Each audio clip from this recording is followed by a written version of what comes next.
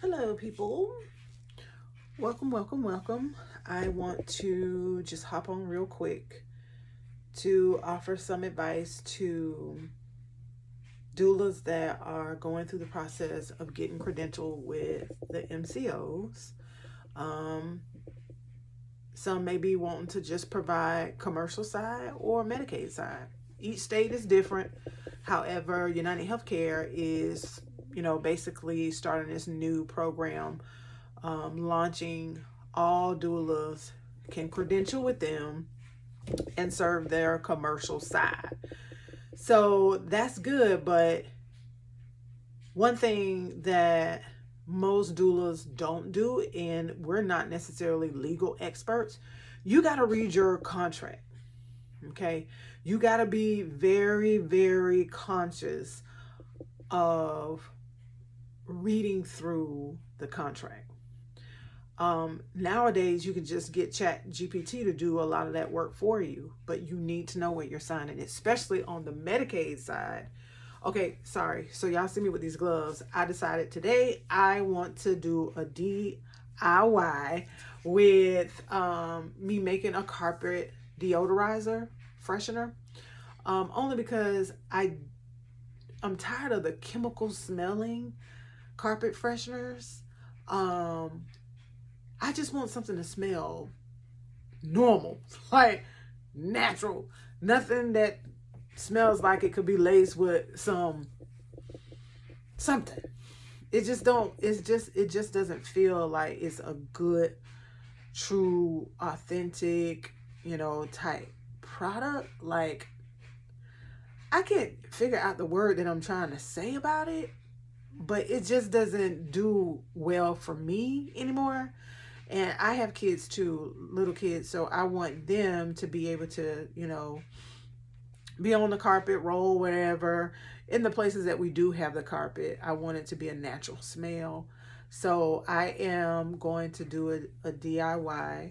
I got my container, I got my baking soda, and I got my spatula cooking in the kitchen with my crock pot. Okay, anyway, back to what I was saying. What I want to do with this particular session, me coming on here talking about how horrible the process is for like a regular doula to get credentialed with these insurance companies. First off, if you want to go through the Medicaid route, you got to go straight to the state first, right? Here in the state of Texas, they haven't necessarily recognized doulas, or they're not willing to set a reimbursable rate for doula services. That means prenatal, labor and postpartum services. The state is just not ready to say, okay, that's a reimbursable thing. You can come get credentialed with us and you can serve any MCO that is servicing Medicaid recipients that are expecting. Okay. That process within itself is horrible. Yeah. So then you got to get into the trenches of customer service, tracking, going through the full process with your application. That's horrible. Florida, I remember when Florida just started out, it was horrible. So you gotta find that trick to say, okay, I'm going to maybe go to an MCO that's looking for a doula, like Sunshine in Florida. I got credentialed with them, but I had to go through the MCO first, if you get what I'm saying.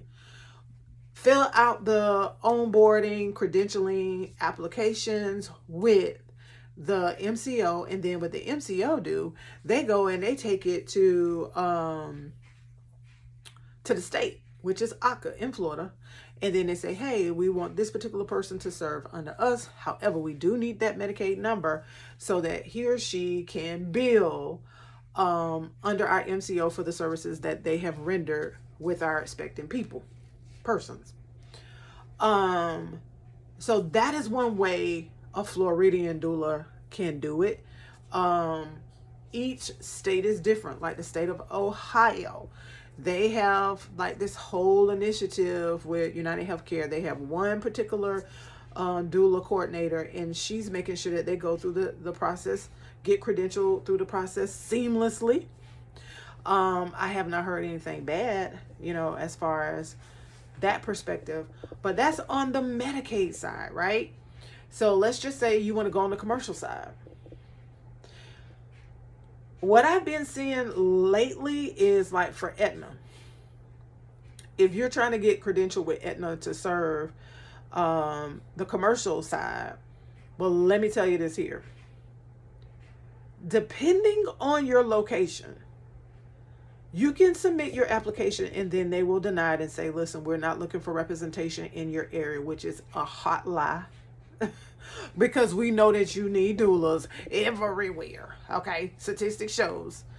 Or they make it seem like they're saturated, and you can go on their website and you can see not one doula that's been credentialed or listed as a provider.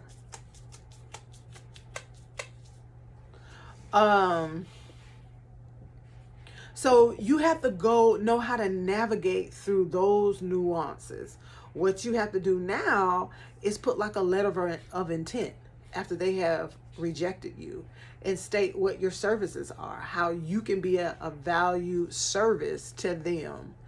And someone told me it's called a PIP, it's like a performance improvement plan or something like the initiative or something like that. So that's something that you can look into as well. It's so many different loopholes. And why is it so many different loopholes? Because organizations tend to go straight to the insurance companies, not itty bitty people like myself, where I'm a sole proprietor, I'm an individual doing business with these big MCOs. They're so used to corporations doing these things now, right? So now my little itty bitty self is coming to the plate, stumping with the big dogs, right? And I'm just getting swallowed up. I'm getting swallowed up because there are so many different phases that your application will go through when you're getting credentialed. Now, it can take up to 6 months, but it truly depends on how active you are with your application, right? Okay, so if you're active with your application and they're doing fair credentialing, having fair credentialing practices, then it could be a month. TRICARE credentialed me within 1 month. 1 month. They're the top out of all. And yes, I'm saying that about TRICARE. Can you believe it? But they too were on a whole kick of trying to get these all doulas in to service their members, right? So if you are a doula that's out there that's trying to get credentialed in the insurance and MCO world, I'm going to tell you this here. It's not made for everybody. It will eat you up and spit you out. What is a way to, what's the workaround? I'm here to tell you there is a workaround, but it really truly depends on how bad you want it. You would need to research a reputable company that is skillful in credentialing doulas. Okay, so basically you call them, sign up with them, and then what they do, they get all your information, and then they start applying to these MCOs on your behalf. Okay, so they'll probably set up like a nice profile for you so you can track to see what's going on and things of that nature. Y'all, I'm not even doing my project. Okay, so I saw this YouTube where they were saying put 6 cups of baking soda, but I'm just gonna eyeball it. So I'm gonna do both at the same time. Sometimes I have ADHD and then I may get off topic, but just roll with me, flow with me, okay? So where was I?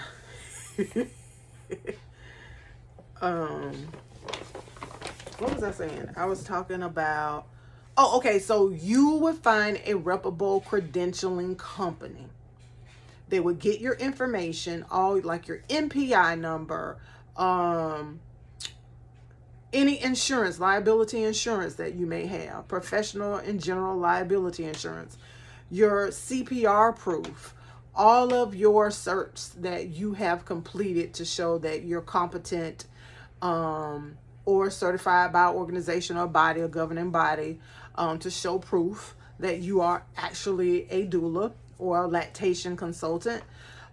They get all that information from you, and I don't know if they may have like a magical portal that they just upload it and it just goes to everywhere. However, there is a system called Availity. Okay, so if you are wanting to do the billing when you get credentialed with these MCOs, you need to learn Availity.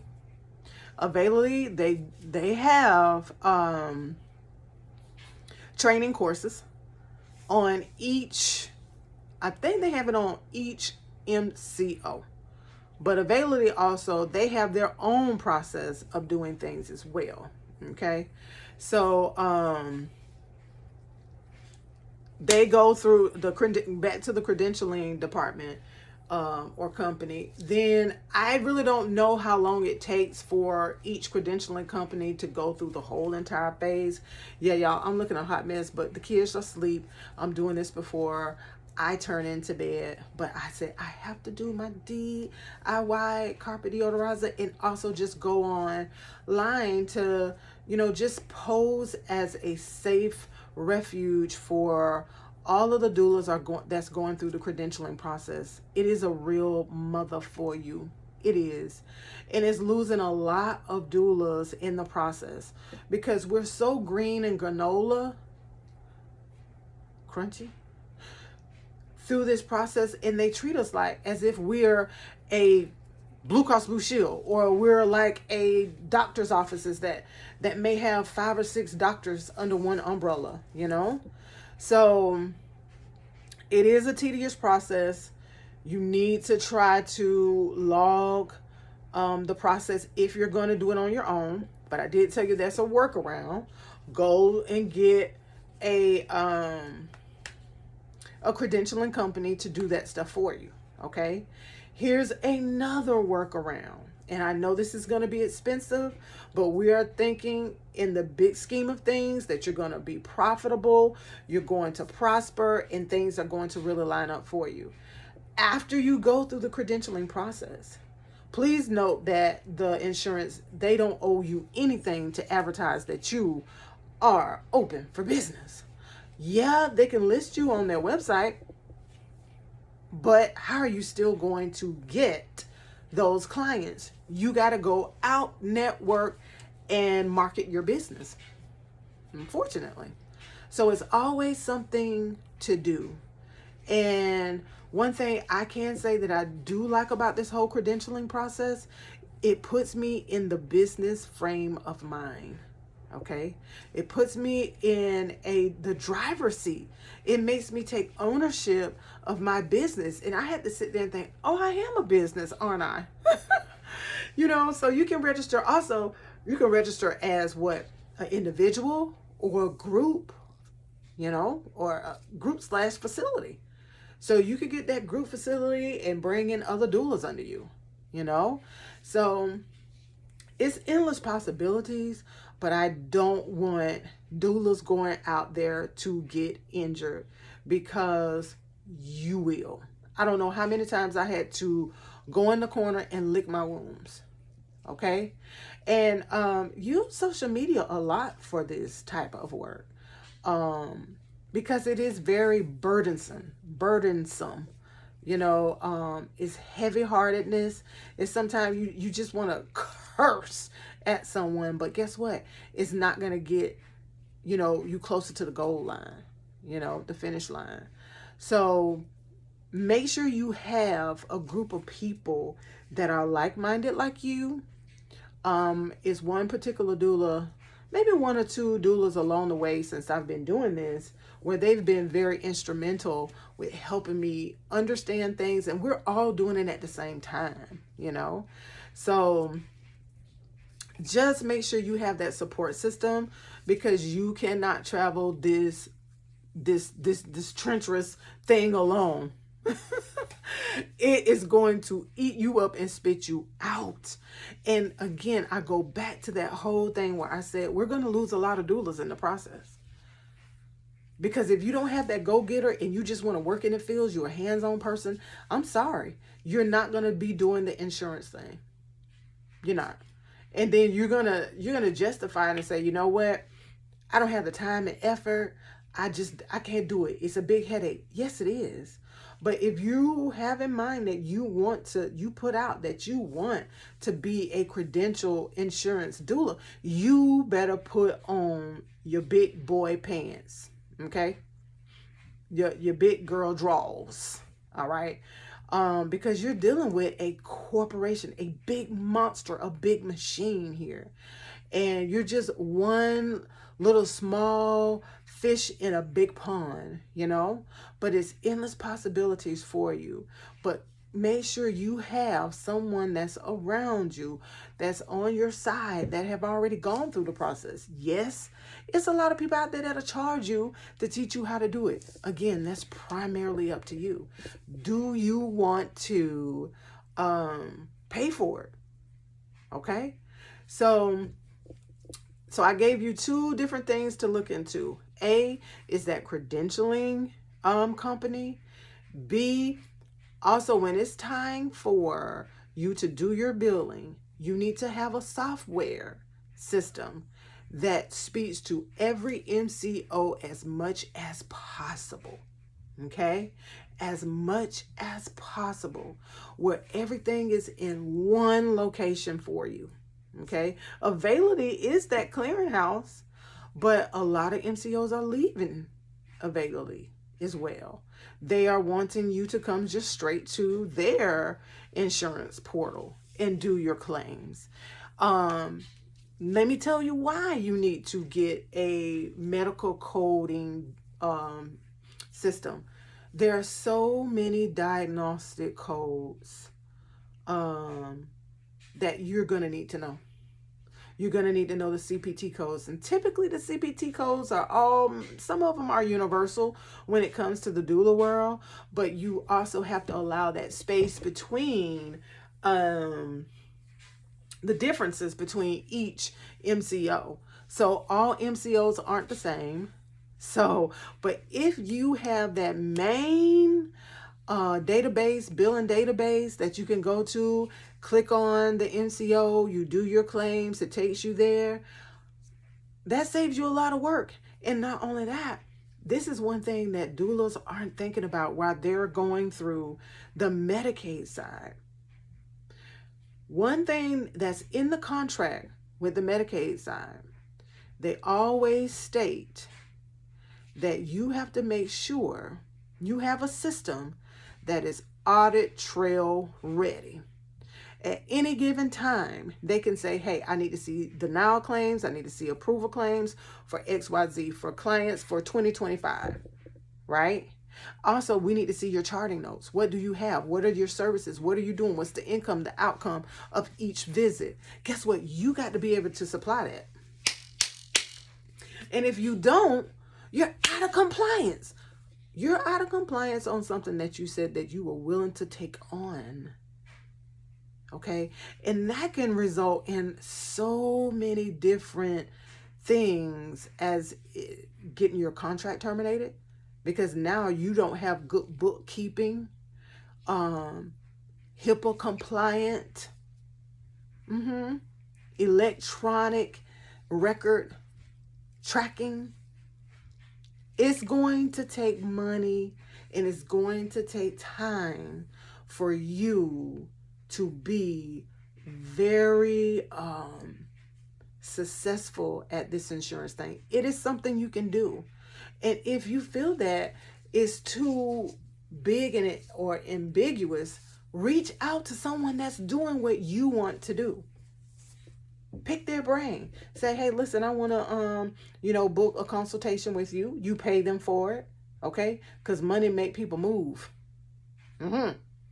So now you're not necessarily sitting there looking at each other crazy. Oh, I buy your lunch. Child, don't nobody need nobody to buy nobody no lunch. Time is money. Okay, because he or she could be at the desk making $150 an hour versus you paying for a $20 meal. Okay? Pay them for your time, for their time. And then you sit down and you tell them, listen, this is what I'm trying to do. How did you get there? Are you willing to share that information with me? Because I'm willing to grow and I know that this is something possible.